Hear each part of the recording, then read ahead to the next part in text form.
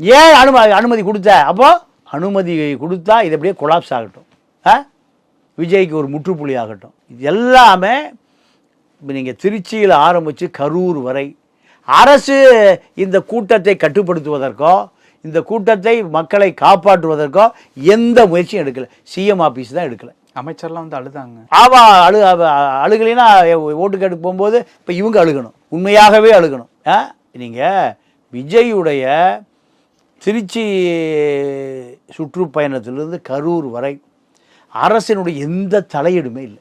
மக்களை பாதுகாக்கக்கூடிய எந்த முயற்சியும் இல்லை. காவல்துறை வேலையே இல்லைங்க. காவல்துறைக்கு வேலையே இல்லை.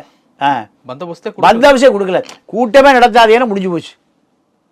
விஜய் திருச்சியில் ஏர்போர்ட்லேருந்து மரக்கடைக்கு வர்றதுக்கு 7 மணி நேரம் ஆகுனா அந்த வீதியில் இருக்கிறவன், அந்த வீதி வழியாக போகிறவன், அந்த வீதியில் கடை வச்சுருக்கிறவன், மருந்து கடை வச்சுருக்கவன் இப்படி வாழ்வான், எப்படி அவன் உயிரோடு இருப்பான்னு டிஜிபிக்கு தெரிய வேண்டாமா? முதலமைச்சர் அலுவலகம் டிஜிபிலாம் இங்கே டம்மி பீஸு ஒன்றுமே இல்லை. டிஜிபி, ஐஜி, எஸ்பிலாம் சிஎம் ஆஃபீஸ் என்ன சொல்கிறாங்களோ